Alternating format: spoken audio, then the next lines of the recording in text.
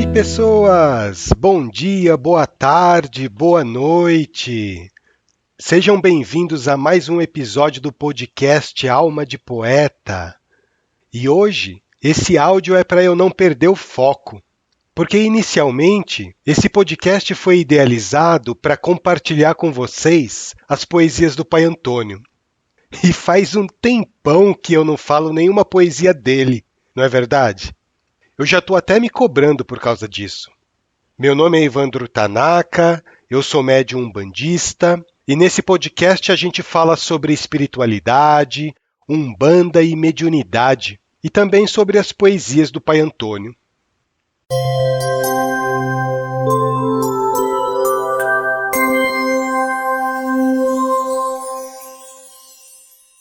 A poesia que eu vou compartilhar com vocês hoje, eu lembro que eu recebi ela em um domingo de manhã.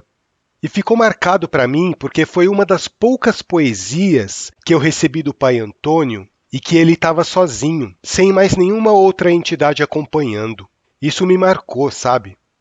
Nesse dia, o Pai Antônio parecia estar assim meio emocionado, um sentimento de nostalgia, de saudade talvez. E nós médiuns, quando estamos recebendo mensagens do plano espiritual, acabamos também captando os sentimentos da entidade, né? Quando o espírito é de luz, como o Pai Antônio, a gente capta todo o amor, o carinho, os sentimentos elevados que a entidade carrega. Mas, por outro lado, quando a entidade é das sombras, o médium também consegue captar todas as emoções e sentimentos desequilibrados, consegue captar a raiva, o menosprezo, a indiferença e a maldade que o espírito comunicante traz. Bom, voltando aqui para a poesia. Primeiro deixa eu ambientar vocês sobre o momento em que se passa a história. Essa, na verdade, é uma das passagens da vida do Pai Antônio como escravo. Um caos, como ele gosta de dizer. A história aconteceu lá por volta do ano 1730 e pouco. Eu não saberia dizer exatamente para vocês qual foi o ano, mas é o que foi me passado. O lugar é uma fazenda localizada no Vale do Paraíba, no interior do estado de São Paulo. Também não me foi passado o local exato. O Pai Antônio diz que essas informações são desnecessárias e que a espiritualidade costuma tomar um certo cuidado com as informações que passam para a gente, porque nesse caso, por exemplo, da poesia, a personagem que interagiu com o Pai Antônio naquela época, hoje está encarnada. E sei lá, para evitar algum tipo de problema ou constrangimento, né, eles preferem ocultar essas informações da gente. Mas vamos lá, eu vou recitar a poesia para vocês. Essa poesia se chama A Missa.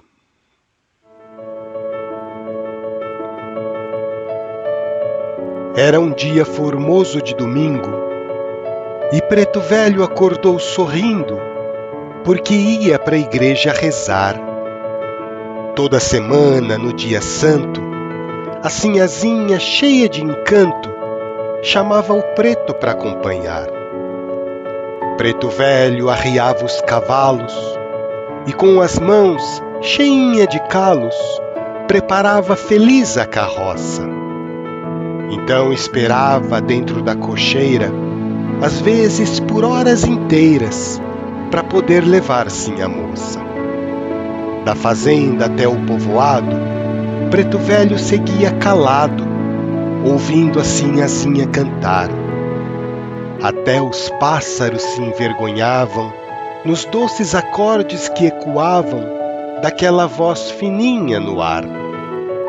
A sinhazinha tinha o canto suave, como o canto da mais bela ave, que Preto Velho nunca vai esquecer. Ela cantava as músicas mais belas, com seu jeito meigo de donzela, fazendo o caminho florescer. Ao chegar na frente da igreja, Preto Velho com ligeireza ajudou sinhazinha a descer. Ela deu um sorriso maroto, fingindo desequilibrar um pouco para ver Preto Velho correr. Depois seguiu para ver a missa, ajoelhando no altar submissa para louvar o nosso Senhor. Preto Velho ficava lá fora, olhando a beleza daquela hora e rezando com muito fervor. Naquele dia, o padre da igreja falou a todos, cheio de certeza, sobre um terrível Deus ameaçador. Depois fez proposital agravo, apontando para esse negro escravo e dizendo: olhem o pecador, esse negro nunca foi batizado e não passa de um pobre coitado, sem ter nada para oferecer a Deus. Vós que sois homens de bens, oferecei à igreja o que tens, para não agirem como esse ateu. Preto Velho ficou envergonhado e baixou a cabeça desconfortado, vendo os olhares de desprezo. Mas a sinhazinha, lá perto do altar, com seu sorriso maroto a iluminar, encorajou o Preto Velho indefeso. No caminho de volta para a fazenda, a sinhazinha, toda cheia de renda, observou o Preto Velho calado. Então, com um olhar meigo, ela disse: aquele padre só fala sandices, ele é um homem despreparado. Antônio, jamais te aborreças quando apontarem para tua cabeça, acusando-te de ser pecador, pois conheço-te desde criança e deposito em ti a confiança quando tu falas no Deus Criador. Eu lembro quando era pequena, logo depois da primeira novena, quando tu falaste de Zambi protetor. Espero que chegue logo este dia e que possamos ter a sabedoria de compreender o teu Deus de amor. Preto Velho chorou emocionado, ouvindo o ensinamento iluminado saindo da boca daquela menina. A sinhazinha foi o anjo mais puro, igual à luz que brilha no escuro, irradiando a bondade divina. Eu não sei quanto a vocês, mas eu achei tão legal essa história. Quando essa história aconteceu, eu acho que o pai Antônio já devia ter uma certa idade, porque ele me confidenciou que naquela época ele já não fazia mais os trabalhos pesados na fazenda, de ir para a lavoura ou de trabalhar no engenho. Porque os últimos anos da vida dele, ele ficou encarregado de cuidar apenas da casa grande. Então, ele cuidava do jardim, tratava dos animais, consertava uma coisa ou outra, e aos domingos ele levava a filha do senhor do engenho para assistir às missas. Ele diz que esse era o dia mais feliz da semana para ele. E o trajeto entre a fazenda e a vila demorava mais ou menos uns 40 minutos de charrete. E para ele era um verdadeiro prazer aquilo, de levar a sinhazinha para a igreja aos domingos. Ele conta que naquela época, os negros escravos não podiam entrar na igreja, pelo menos não nos horários de missa. Então, os negros ficavam esperando a missa acabar do lado de fora da igreja. Mas enquanto os outros escravos preferiam ficar esperando lá perto dos cavalos, das charretes, o pai Antônio gostava de ficar na porta da igreja, olhando para dentro. Ele gostava de ficar admirando as imagens dos santos, enquanto o padre falava, ele ficava pensando em Deus.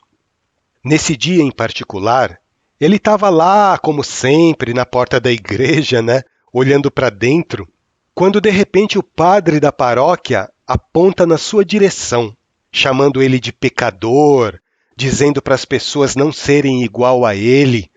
E não tinha coisa pior para uma pessoa naquela época do que ser comparada a um escravo. O padre falou na poesia que ele não tinha nada para oferecer a Deus.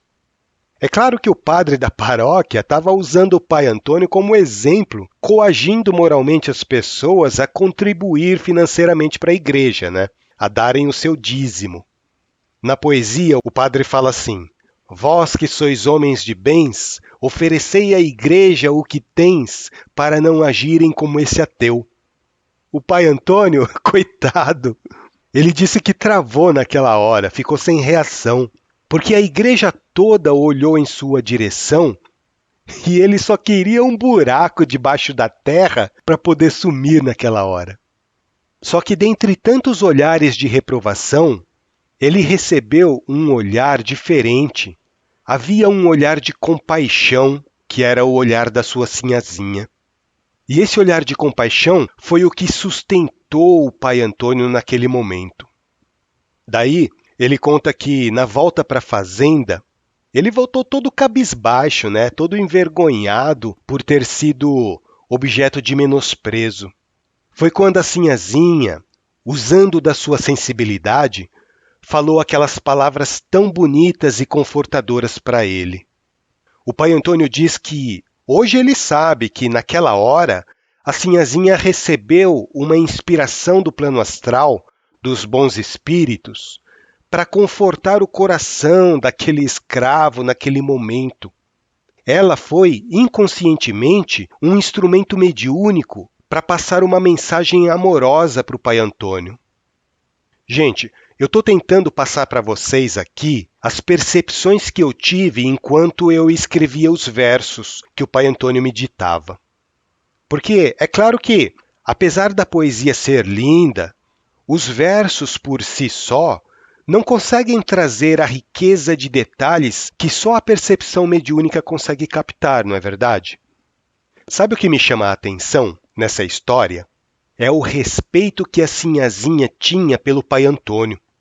Ela fala na poesia que ela se lembra desde pequenininha quando ouvia o pai Antônio falar sobre Deus, sobre o seu Zambi, explicando para a sinhazinha, ainda menina, que o Deus que ele acreditava era um Deus de amor, um Deus de bondade, e não aquele Deus ameaçador pintado pela Igreja Católica. E pelo que eu sei, gente, pelo que me foi contado, não pelo pai Antônio, que ele é muito discreto nesse aspecto, mas por outras entidades, é que o respeito não era apenas da sinhazinha, mas de todos os membros familiares daquela casa grande, principalmente do senhor de engenho. Ao longo da vida, o pai Antônio foi angariando respeito, primeiro dos companheiros negros do cativeiro, depois dos capatazes e administradores da fazenda, e por último, ele acabou ganhando o respeito do senhor de engenho e da sua família. Não é legal essa história? Eu acho magnífica essa experiência que os pretos velhos nos contam.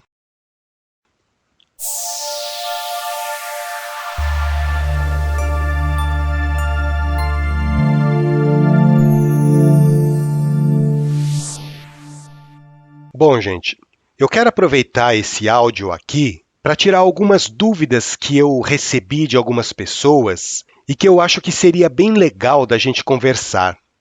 Até porque são dúvidas muito comuns para quem não é da Umbanda. Uma das perguntas, quem fez foi a Stephanie. Ela mora em São Paulo. A Stephanie me perguntou um dia desses se na Umbanda existe o sacrifício de animais. Não existe o sacrifício de animais na Umbanda. Esse é um questionamento que muita gente faz. Olha só, pensa comigo. A Umbanda é uma religião que preza pelo respeito à vida de todos os seres vivos. A Umbanda tem profundo respeito pela natureza e pelos animais. Então, vocês não acham que seria meio contraditório de amar a natureza, respeitar a vida e ainda assim fazer sacrifícios de animais? Eu, pelo menos, na minha ignorância, acho que não tem lógica nenhuma isso. Esse sacrifício de animais, as pessoas chamam de ritual de corte. E os rituais de corte são mais comuns nos cultos de nação, nas cerimônias ligadas ao candomblé, às vezes a quimbanda, mas a Umbanda, apesar de respeitar, ela não pactua com esse tipo de ritual, tá bom? Uma outra pergunta que eu vi foi com relação às oferendas. Será que a gente precisa ir até o ponto de força do orixá para fazer uma oferenda? O que vocês acham? Se eu quero fazer uma oferenda para Oxum, por exemplo, será que eu preciso ir até a beira de um rio ou até uma cachoeira para fazer a oferenda? Não precisa, gente. Se fosse assim, imagina aquela pessoa pobre que mora lá no interior do Mato Grosso e que gostaria de fazer uma oferenda para Iemanjá, por exemplo. Ela teria que atravessar 3 estados para chegar até a praia para poder fazer a sua oferenda para Iemanjá. Vocês acham que Iemanjá, sendo um poder divino, ao ouvir a súplica daquela pessoa, vai deixar de atender o pedido simplesmente pelo fato de que a pessoa não tem recursos para viajar até a praia? Claro que não. Ela pode deixar de atender o pedido por outras razões, ou por falta de merecimento da pessoa, ou por falta de permissão de Deus, mas nunca porque a oferenda foi feita no lugar errado. Isso não existe. Quer fazer uma oferenda para um orixá ou para uma entidade? Arruma um cantinho na sua casa, monta um altarzinho simples, acende uma vela, coloca uma flor e faz a sua oferenda. Se for um agrado para o preto velho, coloca lá uma canequinha de café. Quer fazer uma oferenda para o baiano? Bota lá umas lasquinhas de coco. Quer fazer uma oferenda para Oxóssi? Põe umas frutas no seu altar. Põe folhas. Para qualquer tipo de oferenda que você for fazer, mais do que os ingredientes ou o local, o que vale é a intenção. Faça a sua oferenda com o coração e com a mente direcionada para aquilo que você está pedindo. Foca no seu desejo ou no seu agradecimento. Sim, porque a gente não faz oferenda só para pedir. A gente faz oferenda também para agradecer. E essas, pessoal, essas oferendas de agradecimento aos olhos das entidades e dos orixás são as mais bonitas que existem. Porque quando a gente agradece, eles recebem a melhor parte que nós temos dentro de nós. Tem outra coisa que eu quero falar para vocês com relação às oferendas. Gente, um bandista que é um bandista de verdade evita ao máximo ficar fazendo oferendas nos campos sagrados de força dos orixás. Porque o campo de força dos orixás é a natureza. E a Umbanda ama e respeita a natureza. Não tem sentido a gente bater no peito dizendo que a Umbanda considera a natureza sagrada se a gente fica poluindo ela com oferendas. E tem os espíritos de porco por aí que vão até a praia, vão até as matas, vão nos rios, fazem as suas oferendas e deixam lá um monte de lixo jogado no local. Deixam garrafa, plástico, pano, louça. E depois acham ruim quando as pessoas apontam o dedo chamando de macumbeiro. E essas pessoas têm razão, né? Então, gente, vamos fazer as nossas oferendas, de preferência dentro das nossas casas ou dos nossos terreiros. Mas se vocês quiserem mesmo ir até a natureza, se vocês fizerem questão de ir até a natureza para deixar suas oferendas, façam essas oferendas da maneira mais ecológica possível. Evitem acender velas nesses locais, evitem deixar lixo. Cuidem bem da natureza, porque ela é a casa dos nossos orixás, dessas forças divinas que nós tanto reverenciamos como umbandistas. E por hoje é isso, gente. Vamos agir de maneira consciente. Vamos deixar esse planeta melhor do que nós encontramos. Vamos fazer a nossa parte. Espero que vocês tenham gostado e não deixem de acompanhar os nossos próximos episódios nas principais plataformas de áudio. A gente está presente no Spotify, Amazon Music, Google Podcast, Deezer, Apple Podcast, Anchor FM, YouTube e também pelo nosso site, almadepoeta.com.br. Um grande abraço a todos e que o nosso Pai Olorum os abençoe. Até o nosso próximo encontro.